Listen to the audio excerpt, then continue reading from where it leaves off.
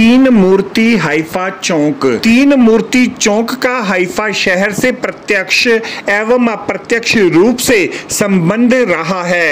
विदित रहे कि इजराइल देश का तटीय शहर हाइफा भारतीय सैनिकों के पराक्रम का मूक गवाह रहा है। हम भी अपनी आज़ादी के लिए संघर्षरत थे, इजराइल भी अपनी आज़ादी के लिए संघर्षरत। We are on the same direction. He got independent Bharat to got independent Israel.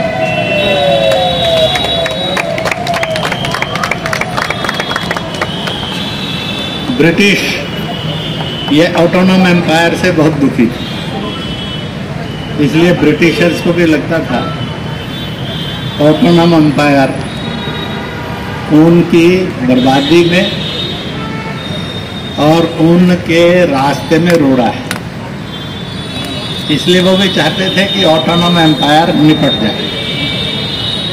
परंतु ब्रिटिशर्स के अंदर इतनी ताकत नहीं थी, ना पॉलिटिकल विल पावर थी, ना फिजिकल पावर थी, ना स्ट्रेटजी थी, जिसके कारण वो ऑटोनॉम एम्पायर को कहीं पराजित कर सके।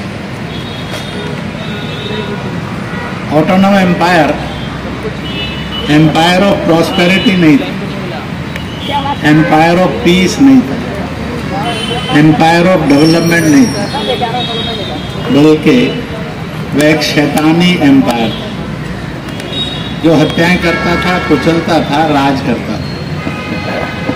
मानव जीवन मूल्य नहीं थे। They have no human values.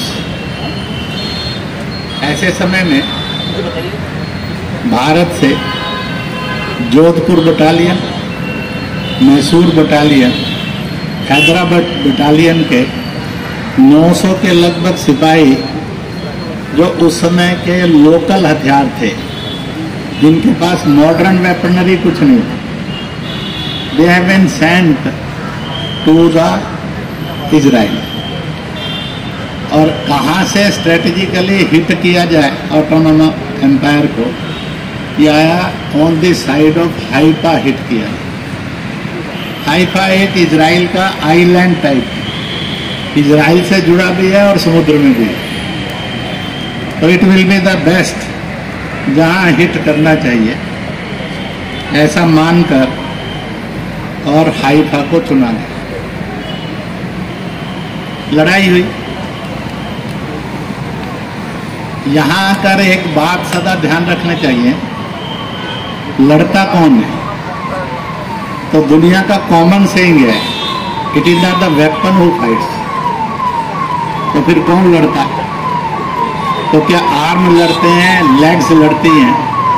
उनका नहीं, वो भी नहीं लड़ते। फिर कौन लड़ता है? तो उसके पीछे जो दिल होता है, उस दिल में जो अरमान होते हैं जीने के और मरने के, nation first, nation always, nation last, वो आदमी को रास्ता देता है समस्याओं के समाधान में। इजराइल भी आज इसी मार्ग से दुनिया में सब तरह की चुनौतियों का मुकाबला करते हुए दिखता है, वो चाहे ईरान का हो, चाहे लेबनान का हो, चाहे फिलिस्तीन का हो, हिजबुल्लाह के रूप में हो या हमास के रूप में। हम भी इसी तरह से कहीं ना कहीं सीमाओं पर अंदर आतंकवाद को, पाकिस्तान चीन के एग्रेशन को, कहीं ना कहीं अंदर के नक्सलवाद को, कहीं ना कहीं कट्टरता के दंगों को हम भी भुगत रहे हैं अंदर और बाहर से। इसलिए एक पीसफुल भारत और एक पीसफुल वर्ल्ड हो, ये है। वह 900 के 900 सिपाही शहीद हुए, उन्हीं की याद में ये तीन मूर्ति। इसलिए एक सिपाही जोधपुर बटालियन ड्रेस में है, एक मैसूर बटालियन ड्रेस में है, एक हैदराबाद बटालियन ड्रेस में। ये यहाँ इसलिए लगाए गए थे, जब वायसराय राज करते थे तो वो यहीं रहते थे। जब वायसराय से मुक्त हुआ हिंदुस्तान, तो उस समय भारत के प्रधानमंत्री भी इस रास्ते पर थे। उनको ये सदा ध्यान रहे, commitment for the nation, dedication for the nation, यह स्पिरिट ऑफ विक्ट्री है, ये spirit of development and prosperity. जहाँ पर कमिटमेंट टू नेशन नहीं है, वहाँ प्रोस्पेरिटी क्रिमिनल बन जाती है, करप्ट हो जाती है। जिस प्रोस्पेरिटी के अंदर पैट्रियोटिज्म होता है, वह बहुत डेवलप्ड कंट्री हो जाती है, दुनिया में जिसका नाम चलता है। इसलिए भारत के आज के प्रधानमंत्री श्री नरेंद्र मोदी कहते भी हैं, nation first, nation last, nation always. हमारी प्रोस्पेरिटी और डेवलपमेंट एजुकेशन में, स्किल में होगी तो हम दुनिया की सबसे बड़ी ताकत होगी। अब यह घटना घटी और यह घटना का ये स्मारक बना, परंतु सेनाएं तो मना लेती थी, उनकी बटालियन बना लेती थी, पर देश और समाज इसको सेलिब्रेट नहीं करता था, इस हिस्टोरिकल इवेंट। तो इसलिए 11 साल पहले राष्ट्रीय सुरक्षा जागरण, जिसको कहते हैं, फैंस कहते हैं, forum for awareness on national integration कहते हैं, या इंटीग्रेटेड नेशन कहते हैं, उसकी कमेटी ने तय किया कि वी विल सेलिब्रेट इट। इसलिए 11 वर्षों से हाइफा चौक, जिसका नाम तीन मूर्ति चौक था, 2018 में तीन मूर्ति हाइफा चौक हुआ, क्योंकि दुनिया के दो दोस्त यहाँ इकट्ठे हुए थे, एक इजराइल के और एक भारत के, नेतन्याहू थे, और इसी के साथ साथ यहाँ पर से भारत के प्रधानमंत्री श्री नरेंद्र मोदी। तो इसलिए ये दो महापुरुषों का संगम बना, और उधर ये संगम बहुत पहले बन गया था 2018 में। तो इस संगम को एक नई रोशनी मिली, एक नई खुशबू मिली, एक नई ड्रेस मिली, एक नया इसका रूप बना। इसलिए 11 वर्षों से हम यहाँ पर तीन मूर्ति हाइफा चौक 23 सितंबर 2018 को सेलिब्रेट करने के लिए हर साल आते हैं, और ये 11वां वर्ष। हो सकता है 106-7 वर्ष बीतते हुए 2-4 साल के बाद 110वां वर्ष आ जाए सेलिब्रेशन, और आपका भी 11 से बढ़कर 15वां आ जाए। तो इतनी धूमधाम से मनाया जाए कि it becomes a symbol of patriotism, symbol of commitment, symbol of prosperity, symbol of brotherhoodness, symbol of development, ये बने। यहाँ आकर हर एक को प्रेरणा मिले, जीना है तो ऐसे जीना है तो इस भावना से जी, और इस प्रकार से यह सेलिब्रेशन होता है। आयोजक हर साल करते हैं, हम में से बहुत ऐसे हैं जो हर साल आते हैं, कुछ बदल बदल कर भी आते, नए नए भी आते, स्वाभाविक होना भी चाहिए। दुनिया भी युद्धरत है, कहीं अमेरिका और कोरिया में युद्ध है, इजराइल के भाग्य में तो युद्ध खूब लिखे, कभी ईरान से युद्ध है, तो कभी लेबनान से, कभी फिलिस्तीन से है, ये इधर उधर होता है तो कोई और आ जाता है। तो हम इजराइल के लिए कामना करेंगे कि वह एक विजयी और अजय राष्ट्र के रूप में फलता फूलता, उसको हार नहीं मिले, उसको सदा जीत मिले, वो जीत को ही हमेशा सेलिब्रेट करता है। दूसरी एक बात और भी वो ये है कि भारत के अंदर भी कट्टरता के और पड़ोसियों के युद्ध के अंजाम, अभी बांग्लादेश के कारण एक युद्ध की कला बढ़ने लगी, चीन के कारण भी बढ़ती है, पाकिस्तान ने तो तय किया हुआ है कि वो सदा शत्रु रहेगा। मालूम नहीं है कि खुदा ने उसकी कुंडली में कभी दोस्त बनना लिखा है कि नहीं लिखा, क्योंकि he is not friend to any country in the world, he is enemy for all, वो ऐसा है। तो इसलिए आज भारत ये आतंक मुक्त भी होना चाहिए, दंगा मुक्त भी होना चाहिए, भारत छुआछूत मुक्त भी होना चाहिए, भारत प्रदूषण मुक्त भी होना चाहिए, नारी के उत्पीड़न से मुक्त भी होना चाहिए। जो गरीबी है, दुख है, कमजोर है, उसको मदद करता हुआ एक प्रॉस्पर भारत भी होना चाहिए।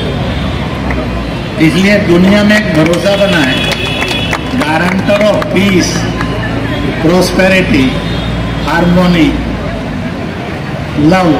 ये कौन हो सकता है?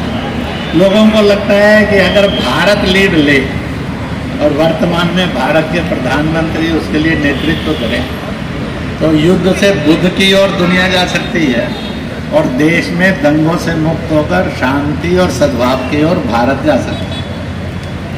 आने वाले कल के अंदर ये लिखा जाए। मैं सुरक्षा जागरण मंच से प्रार्थना करूंगा वह इस भूमिका को निभाने के लिए अपने आप को सिद्ध करें और तैयार करें। दुनिया में कहा जाता है दवा से ज्यादा दुआ में ताकत होती है। दवा तो सरकार करेगी, खोज करेगी, पुलिस करेगी, नीतियां करेगी, पर दुआ तो मैं और आप कर सकते। आज तक किसी ने नहीं कहा कि दुआ से दवा में ज्यादा ताकत होती है। सारी दुनिया यही कहती है। तो इसलिए मिलकर दुआ करेंगे। भारत इजराइल की मित्रता दुनिया को युद्ध मुक्त भी करे और भारत को कट्टरता, हिंसा और दंगा मुक्त भी बनाए, ताकि हम इन पीस प्रोस्पेरिटी को जी सकें। Nation first, nation last, nation always, यह कोर थीम बच्चे से लेकर बूढ़े तक का, किसी जाति का है, किसी धर्म का है, किसी भाषा का, किसी दल का उसका बनना है। मैंने थोड़ा सा वक्त लेकर कुछ बातें कही, क्योंकि हम जहाँ श्रद्धांजलि पेश करने आए हैं वहाँ संकल्प लेने के लिए भी आए। श्रद्धांजलि हमें इमोशनलाइज करती है, संकल्प हमें मंजिल दिखाता है और सुरक्षा कवच प्रदान करता है, भटकने नहीं देता, इधर उधर जाने नहीं देता, लाइन में रखता है, मिशन की तरफ रखता है। इसलिए आज के कार्यक्रम पर हम जहां उनको श्रद्धांजलि दे रहे हैं शहीदों को, जहां हम इजराइल, भारत के उस समय के लोग और आज के लोगों को बधाई और धन्यवाद दे रहे हैं, वहाँ ये संकल्प भी करते हैं हम इस मित्रता को अमरता प्रदान करते हुए एक अच्छा भारत, एक अच्छा इजराइल, एक अच्छी दुनिया बनाएंगे। हो सकता है तिब्बत को भी अपनी आज़ादी उसमें से कहीं मिल जाए। यू कांट इग्नोर इट, आप इसको इग्नोर नहीं कर सकते। इन्हीं शब्दों के साथ आयोजकों ने जो सुंदर कार्यक्रम की व्यवस्था की, तालियां बजाकर उनको बधाई दे दिए। बधाई है, बधाई है, बधाई है। यहाँ पर बहुत अच्छे सांस्कृतिक कार्यक्रम प्रस्तुत किए बहनों ने, बेटियों ने। सभी बहनों को उन सांस्कृतिक कार्यक्रम और वंदे मातरम को नाना रूप में रखने के लिए वाद्यों के साथ जो उन्होंने प्रस्तुति की उसके लिए भी तालियां बजाकर बधाई है, बधाई है, बधाई। यहाँ पर एमसीसी के छात्र भी आए कॉलेज के, वो भी कार्यक्रम में सम्मिलित हुए, कार्यक्रम का हिस्सा बना। It is dignified to all of them, यह उनके लिए एक इज्जत का विषय है। यहाँ उपस्थित सभी नागरिकों को मैं फिर से बहुत बहुत बधाई दूंगा और वह दिन जल्दी लाएंगे जब दुनिया युद्ध से मुक्त होगी, भारत आतंकवाद, अलगाववाद, कट्टरता से, छुआछूत से मुक्त होगा। एक श्रेष्ठ भारत भी बनेगा, एक बड़ा इजराइल भी बनेगा और जगत को रास्ता दिखाएंगे। भारत में इजराइल के राजदूत ने अपने संबोधन में कहा कि इजराइल देश भारतीय सैनिकों की बहादुरी के प्रति सदैव कृतज्ञ है। यह देश की विडंबना कही जाएगी कि बेशक आजाद भारत की किताबों में भले ही हाइफा के संग्राम को बच्चों ने कभी ना पढ़ा हो, किंतु इजराइल में इतिहास की किताबों में हाइफा की आजादी की कहानी और भारतीय सैनिकों की वीर गाथा आज भी पढ़ाई जाती है। आपको हमारी यह रिपोर्ट कैसी लगी जरूर कमेंट करें। इस वीडियो को लाइक करें, हमारे चैनल दास्ताने इंद्रप्रस्थ को सब्सक्राइब करें ताकि हमारी सभी आगामी रिपोर्ट्स सबसे पहले आप तक पहुंच सकें। ब्यूरो रिपोर्ट दास्ताने इंद्रप्रस्थ।